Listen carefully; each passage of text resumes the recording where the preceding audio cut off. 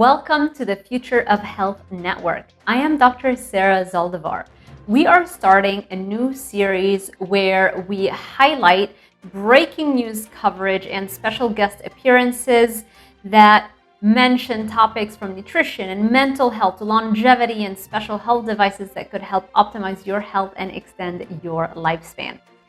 In today's headlines, we have a vegan guru is charged after baby dies from suspected malnutrition. Scientists have reached a new milestone in reversing aging. New human study highlights how junk food can be highly addictive. Are probiotics more harmful than helpful for your health? But first, let's start with our breaking news coverage. The WHO, the World Health Organization, is considering adding obesity drugs to the essential medicines list. The list is updated every 2 years and it has significant impacts guiding how governments have their purchasing decisions, especially in low-income and middle-income countries. This list includes life-saving medications like penicillin, antibiotics, and HIV drugs.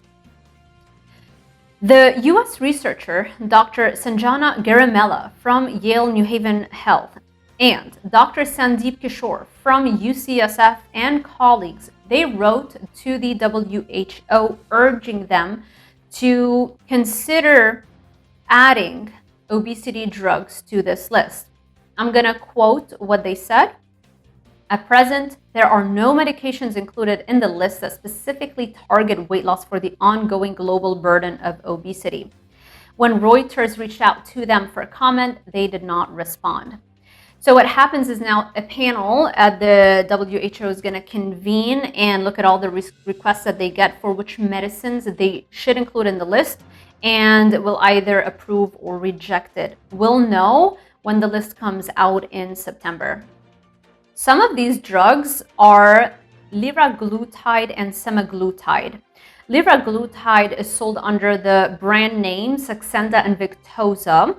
It is a once daily injection and it goes for $1,300 in the United States and $150 in Europe. Wegovy is the semaglutide, and it's another weekly injection that costs more than $1,300 per month in the US.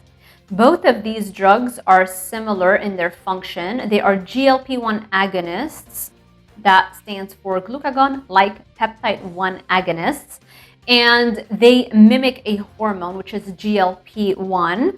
And what it does is that it suppresses your appetite and also slows down the motility of your gut.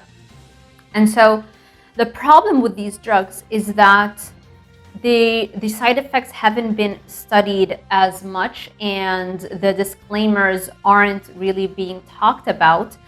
And that's because there isn't as much interest in looking at the negative effects of those obesity drugs since they're pretty much brand new in their application as obesity treatments. What happens when you consume those drugs that slow down the motility of your gut? It increases the chances of reflux disease. Anything that slows down the motility of your gut is going to increase risk of GERD, gastroesophageal reflux disease, silent reflux, and heartburn. Those conditions are becoming more and more common and they are reaching epidemic proportions worldwide. In addition, in animal models, liraglutide has been shown to cause thyroid cancer. More importantly, both of these drugs will stop working the moment you stop taking them. And anecdotal reports are accumulating suggesting binging and gaining the weight back after you stop the drugs.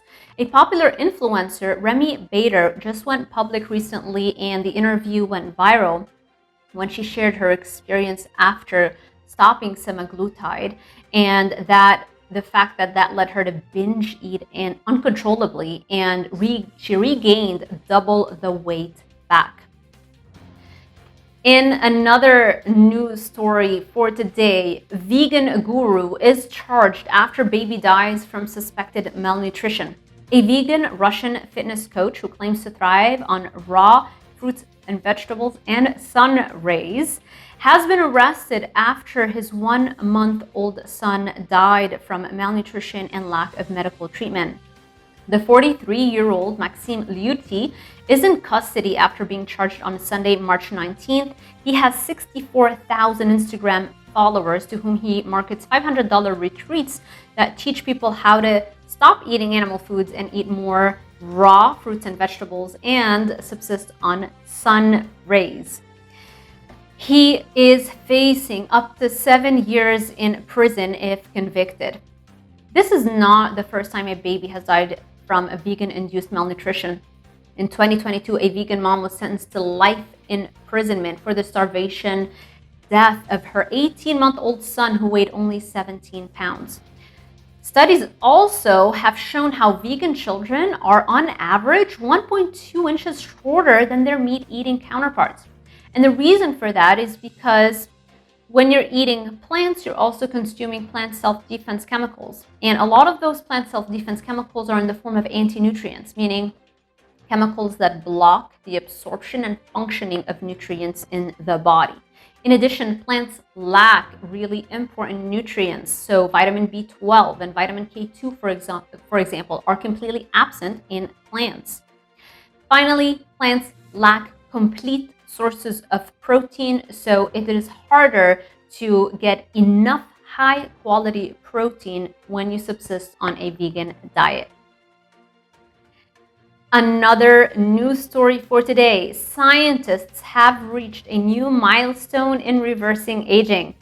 In a study published January 12th in the journal Cell, Dr. David Sinclair, a professor of genetics and co-director of the Paul F. Glenn Center for Biology of Aging Research at Harvard Medical School, reports his discovery of an aging clock that can not only speed up but slow down the rate of aging.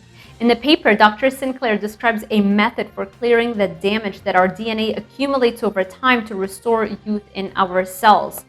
So previous hypotheses looked at DNA mutations as the main cause of aging, and it was thought that DNA mutations are irreversible and that's why we age. But based on this new paper and the work of Dr. Sinclair, now we know that we can rejuvenate cells to a younger age. He says, and I quote, "Now, when I see an older person, I don't look at them as old, I just look at them as someone whose system needs to be rebooted. It's no longer a question of if rejuvenation is possible, but a question of when." In the news today as well, new human study highlights how junk food can be highly addictive. Food addiction research has been booming lately with chilling conclusions. Rat studies have reported that the sweet taste is far more addictive than heroin. Critics, however, are quick to point out that those studies have been done in animals as opposed to humans. Well, we now have a human study that was published in the very well-respected journal Cell Metabolism, and it provided more fuel to the hypothesis that food can be extremely addictive.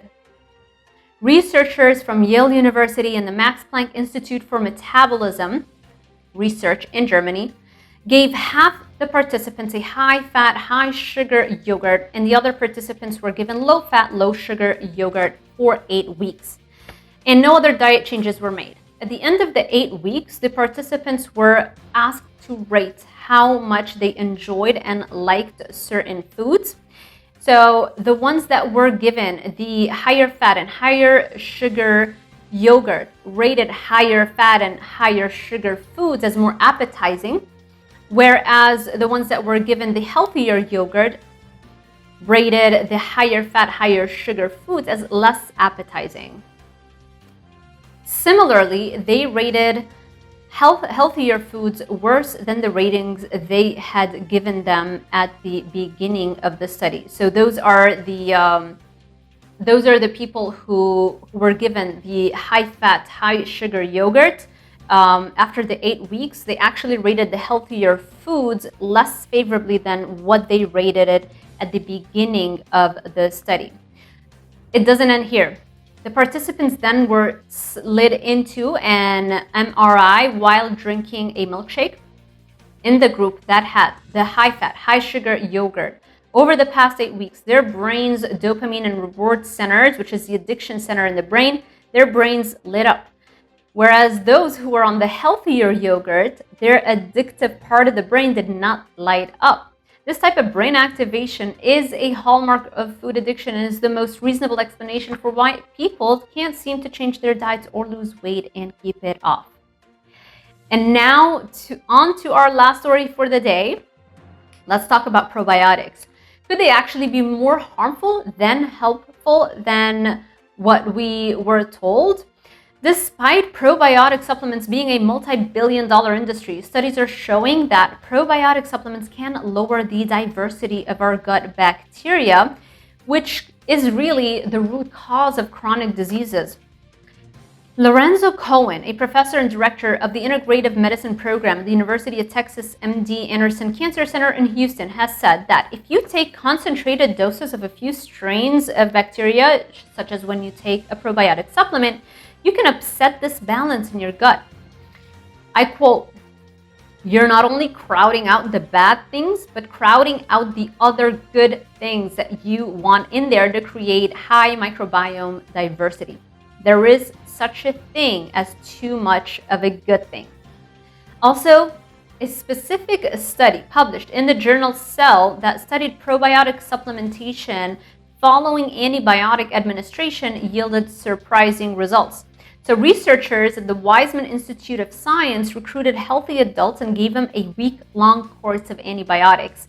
Then one group took a popular probiotic supplement for 4 weeks that contained at least 10 species of bacteria.